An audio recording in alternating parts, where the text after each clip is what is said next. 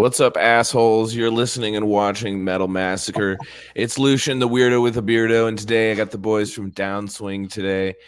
Chris and Harrison, how you guys doing? Good, man. How are you? Dude, I'm fucking pumped on what you guys are up to right now. Hell yeah. Lately, I do this thing where I'll get a band and they're like, "Hey, you want to talk to these guys? I got this thing coming up," and I pass on a lot of shit. I don't think they like me very much. I don't say yes to things, and they're just like, "Come on," and they'll like put it in this way that they're like leading innovators and this and that and the other. And this time they're just like, "Hey, do you know these guys?" And I was like, "Actually, yeah, I know some of your stuff, and I didn't know you had an album coming up at all." I was very fortunate to get to listen to this album ahead of time. And I'm excited to get into it because rarely do I ever get the opportunity to hear the whole album before it's out. It's usually like, hey, here's a couple new songs, maybe like one that just came out the week we talk or something, but rarely does it ever happen where like they'll let me do that. So that was kind of cool. But one thing I immediately noticed, and I want to ask is like, was the intention to just go dark as fuck on this one? I don't know if that was necessarily an intention, but among the writing process, I'll click on like the theme of the record was definitely about like how dark and shitty the world is right now. Yeah. So maybe that has something to do with it. Yeah, I totally felt that. Like, and there was this progression from the beginning to the end of the record that was like, okay, I could feel you guys getting like there was more like sorrow and anger in it towards the end, and really turning up the heavy a little bit more than I think you guys really do. You know, it felt like you were doing something new that Downswing kind of like dabbles in, but it may not necessarily like totally turn the switch over. And I thought that towards the end of the album, especially with like the song Serpent, like in those couple songs, you guys started showing like a new part of Downswing. Just in my opinion, it seems like things are kind of not getting darker tone wise, but like in the message, you're reflecting on all these dark things. And I feel like maybe this is something you guys are all collectively feeling, or things you guys have individually gone through, you know, but it just feels so fucking raw, man. We definitely have a lot of pent up anger over the last, 7-8 years that we've been a band. So yeah, I get that. I mean, just being in a band, you start like, hating someone for like snoring and shit like that.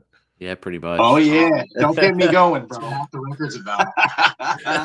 That's funny. That's funny. I can totally relate. I was in a band for a couple of years, and I sang, and we would go out of town all the time, and just the dumbest shit would piss you off after a while. And oh yeah, but you realize like it's worth it because you love these people. You're in a band with them, like you're making something pretty cool, and it seems like you guys are having fun doing what you do.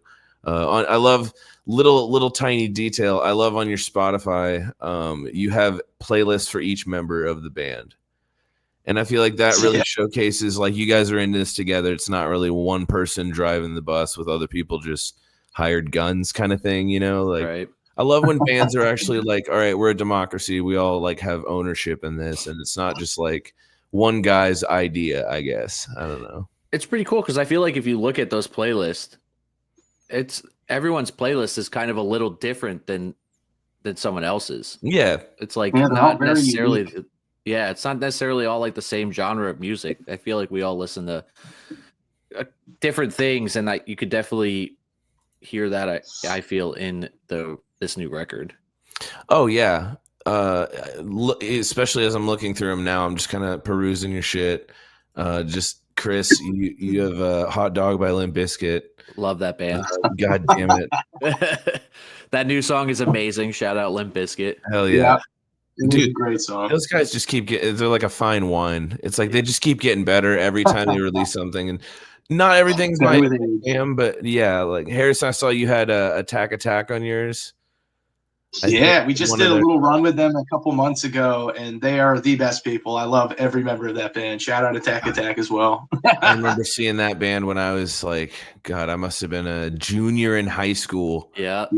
When they were just starting to come up, man. And it's crazy to see like how far that band has come in honestly not that far long a time, and when you look at how many bands are out there and how long bands have been together, it's crazy. But I love that they have kept up the name. You know what I mean? I love that they don't have to change that. Like I don't know. I think brands are important. You know what I mean? And it seems like Downswing has this brand of uplifting heaviness, where you guys have this this back and forth of heavy and uplifting. But man, there's, like I was saying, towards the end of that album, I was just like, God damn, these guys are fucking, like, who hurt you, man? Like, this is intense. I liked it. It was a good listen. And when I can listen to something and put it on repeat and not really care where I'm at in the album, you know, and just kind of like do things to it, you know, whether it's your dishes or fucking you're doing computer work to it. Like, I love that kind of stuff. And you guys have that kind of a sound for me where it's just relaxing, I guess. And hell yeah, that's awesome. Relaxing heavy. Yeah, like relaxing heavy, like in that way where you know how to like turn things up and turn things down at the right moments and bring the intensity and punch where you need to. And that's refreshing because I feel like in this genre there's so many people that attempt it, but it's not a commonly achieved goal, I guess. Sometimes I think that was a big thing for us going into this record, was making sure that the dynamics of everything fit well with each other, and it wasn't just like never did that before. Before it was like just go, and now we're like trying to have some highs and lows and stuff like that, you know. I mean, that's cool that you get the chance to open up more, you know. And I feel like, do you think that's just the way that rising up to where you guys are in the industry is? Do you feel like it is just go for a while until you get to a certain level, and then maybe you can breathe a little bit more, I guess? Could say that. I mean, we've been grinding for a long time, so I guess it feels like we've never really stopped. There's really, you know, we never really took a break or had time to catch our breath. We're just trying to keep up with like the ever evolving music industry, and it's tough to keep up with. Mm-hmm. Oh, for sure, man. And especially when you're looking at like having a touring lifestyle and then going back home, and it's just like, I talk to people. I probably do dozens of interviews a year, and I almost feel like I'm talking to a war vet sometimes because people are like, yeah, man, when I go home, it's just like, I don't know what to do. And like, I'm just like, it's so true. Yeah, like, I have no set routine. What am I doing? Like, I'm up at 2 a.m. eating a nacho bowl, and the next day I'm sleeping until 5. And I think I helped my brother fix his car, and just like, man, I feel like everyone wants to tour, but no one really realizes that like doing it nonstop, there's a toll, you know, like it can be a mental strain. It can really, when you got to put something like that first, it's like, it's a lot, but it feels like you guys have been doing all this work and you're actually getting somewhere with it. You know what I mean? A lot of bands don't have the numbers you guys have, or the support you guys have, or even just the stuff you've achieved with your music and balancing those two sides. You know, it's very rare. So I think like hats off for that. I mean, I love that you guys are the working band kind of guys. Like that's such an American like thing, I guess. And I love seeing it. So just keep doing what you're doing, man. Like I think this new album is really gonna like pull in a lot of different people for you guys. Because it is a different vibe. That's the goal. We'll never stop grinding for sure. We'll always be a band that just keeps working. So what do you feel like your next goal is with Downswing, with this album? Obviously there's going to be another tour with it, right? But what do you want to do after this? Have you thought next, or are you just trying to get through this part of this? I would love to play some of the festivals in the States. Yeah. That's a big one. Yeah, like Louder Than Life, Welcome to Rockville. Those kind of we've never been overseas before. That'd be a really cool goal. Overseas. Australia, not to like you said overseas, but like Australia specifically. Yeah, I've been looking at our Spotify artists all the time. Australia, always in the top 10, like 5 different cities. It's so cool. That's one place I would love to visit. I know one of our goals was always to try and get on Octane, and we just recently had one of our songs in test drive, and it made the full rotation. So to even see that happening right now is like insane to us. Dude, that's awesome. So that's just a big check mark off of like something at the top of our goal list. Fuck yeah. Well, and it's like a resume builder. You know what I mean? It's a feather in your cap. You can be proud of that. Like, oh hell yeah. I don't know. I've been podcasting for like 10 years, and like I got in a magazine a long time ago in my hokey little town.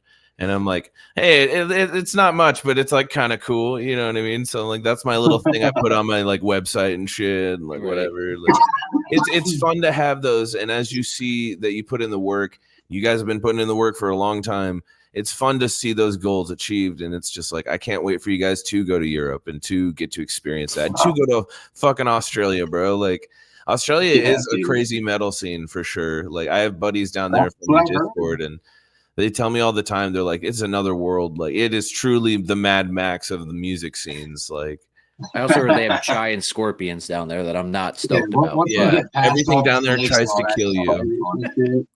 Literally, he's like, every single thing down there is trying to kill you. Like it's insane. It's like Land of the Lost or some shit. But yeah, I would love to go to Australia too. I feel like that would be a lot of fun. Just going to a concert down there has to be wild, you know. Like I don't know, but yeah, I'm excited for you guys. This is a really fun album.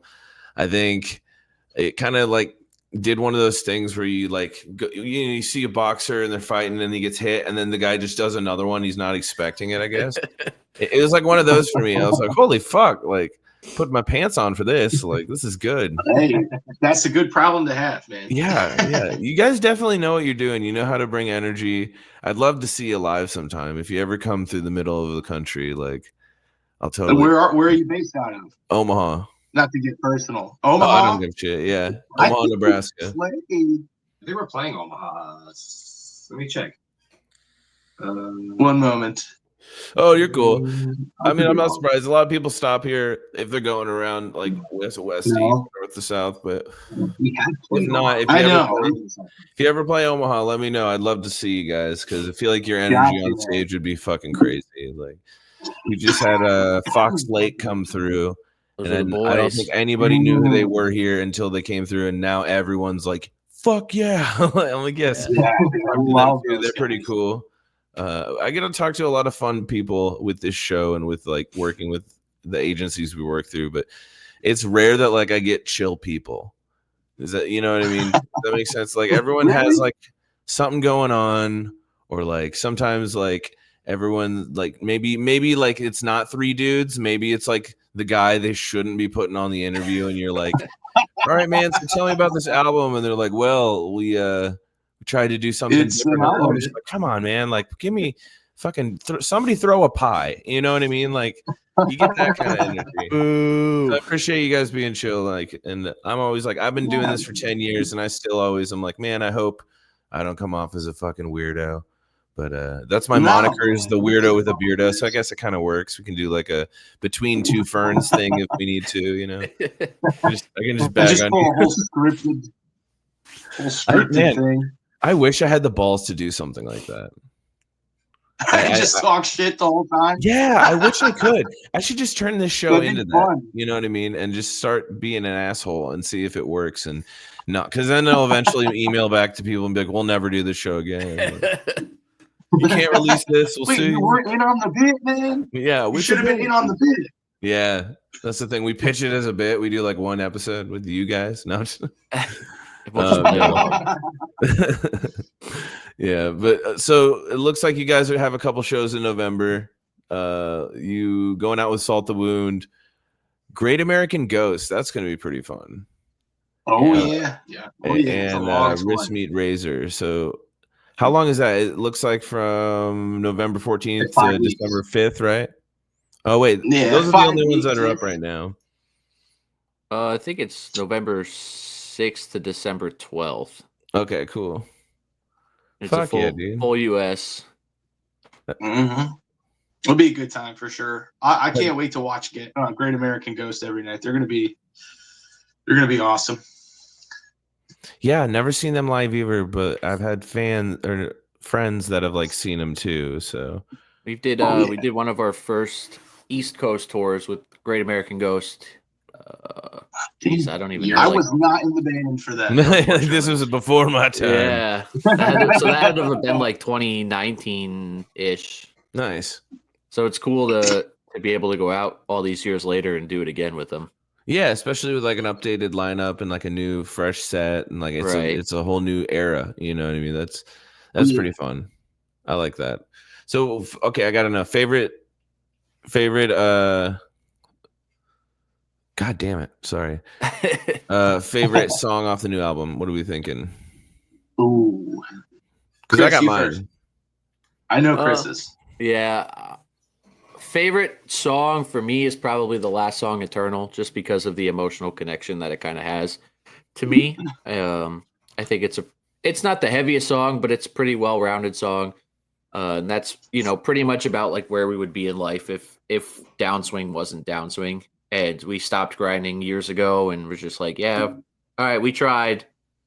But so I think that one's probably my favorite just because of that emotional connection. That's like the bizarro world of Downswing. Like you guys never kept going. You know what I mean? Right, That exactly. Kind of I like that. Yeah, that's a fun concept. Like, where would we be if we weren't here? Kind of a thing. That's cool. That's a dark concept, man. Yeah, right. That was like a tough song to write. That's the darkest timeline kind of thing. Yeah. No, what's my favorite song? I would say my favorite song is Letting Go. I love that song when it was in demo form. Couple changes here and there, but that song, like the chorus, the outro to that song, like there's a huge vocal pad that I recorded and put on there, and really proud of that one. I love that song. Nice. Yeah, I thought that like had a nice flow to it, if that makes sense. Mm-hmm. Oh yeah, it like that one with the writing process. I think like vocally, I really wanted it to, like you said, to flow and like feel kind of seamless. Even with the feature of Elijah Witt from Cane Hill, like I still think we did a pretty good job with that one. That's why that one's my favorite song. The vocals in that song are really, I'm really proud of them. So yeah, I do like your vocal style. It's you kind of hear the pain in it, but it's not like I don't know. You distort yourself, you do like vocal distortion, but you don't do it too much to where it just makes it too gravelly. It feels like I just like the balance you have with your style, I guess. So it just adds to the music even more. Man. Yeah. It's a fun experience when like you listen to a band that has a vocalist that can kind of like play around with their vocals, but also has their own like, okay, they know their pocket, they're not going to go too far out of their pocket if they're not in like, I guess, putting an inflection on something, so that's pretty cool. I like what you did on this album. It feels like this is kind of your album, vocally speaking, so even though there's features and there's stuff in here, it really feels like you filled the space and really, I don't know, like the lyrics for this whole album where I was saying they're just dark, man. I was like, holy fuck. And it's not like, I'm not watching Requiem for a Dream and feeling gross afterwards. It's not like that. but like it's that kind of dark where it makes you think, and then afterwards you're like, fuck, man, like I want to go back and listen to this. And this is the only one I've ever gotten to listen to early. And ironically, I didn't know there was a time limit on how long you can have the fucking link. So I just had it open playing for a day, and then I tried to go back the next day, and it was like, oh, it doesn't work. And I was like, no. Oh no. So now I'm waiting. I'm waiting until October 24th, and everything was dark is going to come out, and I'm going to be like, yes, oh my god, I remember this. This is going to be great. But I'm excited. That's going to be a fun, creepy kind of thing for the Halloween season too. It's not necessarily like, in my opinion, a Halloween album or anything, but it's the right time of year to make those kind of statements, in my opinion. It's like the darker thing you're exploring, and even musically, I don't know. It just seems like an October thing to me. Fall is the best season. So we're missing one final song, right? What's your favorite song? Yeah, I will agree with Chris. I think Eternal is my favorite song, but just to like expand on the reasoning for that one, while we were driving to the studio, we had like almost no lyrics written for that song. And I remember driving, I was the one driving, and I'm sitting there writing lyrics for that song. And it's awesome. It took me like an hour. I wrote a bunch of shit down as we were going there. And then when it came time to record, I didn't have an ending yet. And Harrison had an ending for like something else. And they just kind of fit together so well And I think something really cool about the end of that song too, if you listen back really closely, there's like a choir going on in the background, and it's all four of us singing. So this is the first time all four of us had vocals on the record. I even got, when we got back home, I got my wife to do some vocals on it too. You can kind of hear her in the background. So like it's like a special ending to the record for me, just because we all got to be on it, and it's just like this giant culmination of like, you know, what, like Chris said, like, you know, what it would be like if we quit before 10 years of hard work, man. And that's kind of like that's always special just because of how it like came together and how the ending ended up. I love that. That's such a fun little story too. Like sometimes, I don't know. I'm one of those people that strives like a lot to be good under pressure. So I just procrastinate a lot. And then I'm just like, all right, cool. I have like fucking 5 hours to figure something out that could determine the rest of my life. And I'm just like, all right, in the pressure, get it done, you know? And like, and I love that, like, you guys were literally doing that in the car, and the fact that you already that Harrison already had something. I don't know. I feel like that's kind of like foreshadowing that theme would have been explored anyway in the future. You know, right? Like, that's kind of fun. Yeah. Like, it's fun to know where you're going, and sometimes you don't know where you're going, but it's fun to get there anyway. So that's pretty fun. Sure. I love the story of that, man. That's pretty fun. Oftentimes I hear like the behind the scenes of stuff, and you always get these like, oh, well, you know, it was something I explored for 20 years of my life, and I had it written down since I was a child, and it's a part of it. If you say it backwards, it's my family motto and all this shit. And I'm just like, oh, that's great. That's really cool. But like, what does it mean? Like, no, that's cool. I like that. Another funny backstory about the record is this is the first time that we've tuned most of the songs on this record are tuned to drop F, and we've never tuned lower than A sharp. And the record was never supposed to be that low. But I remember our guitarist was like, I'm never gonna go below A sharp ever. Right. And then we demoed one out in F, and he's like, all right, this sounds pretty good. And next thing you know, half the record is in F. Because then it just spiraled to like, all right, well, what if we recorded this song in F too? And then next thing you know, 3/4 of the record is in drop F. And it just worked. I feel like the last quarter is him like, all right, guys, it can't all be an F. Like, we gotta mix it. This is my line in the sand. Like, so then we said, we'll put a song in G sharp on there. And Serpent is in G sharp. Serpent's my favorite on the album, by the way. G sharp is the superior tuning. I don't know. Serpent for me was like the one where so I do this thing when I'm listening to music. When I like something, I'll look at where it's at on the time. And then when I really like something, I like the whole song, I won't look at it at all. And the whole time I was listening to Serpent, I was like, I wanted to look, but I was like, no, I'm not going to look. And I never looked at the time. And I was like, damn, that whole song was fucking crazy. And it felt like the more I listened to the song, the more it kind of fucked with my head a little bit. I don't know. But that's probably my favorite one off the entire album. And like I said, that side of the album for me is, I think, like the heavier side. And I think it really starts showing around that song that you guys are like, all right, we're not going to pull any punches anymore. It's not just for effect. You know, we're like going harder than maybe we have in a while. And I thought that's pretty cool. That's a pretty fun, like letting loose towards the end kind of thing. I gotta ask you like not a dumb question, but just a stupid question about the art. Is that a wolf or a dog? It's a wolf. Yeah, it's whatever you want it to be. No, there's an answer. I got a bet going on, and I need it to be a wolf. It's a wolf. I'm happy it's a wolf. Yeah, I said it was a wolf. I was like, look at, or no, they said it was a cat. And I was like, or like some kind of panther or something. And I was like, no, those are canine. Those are dog teeth, man. Like, I'm glad I got that right, dude. Get it right, bro. Know your fucking wolfology. Know your animals. Yeah, I'm a zoologist. In community college. Yeah, no, I'm in love with this album art. It's like frustrating and confusing, but also like I get the anger behind it. I'm like, zoom out, fucker. Like, right. I want to see more. We'll do a re-release with the full picture. Maybe that's a good idea for like a B-side. We do like what's behind that. You know, that'd be cool.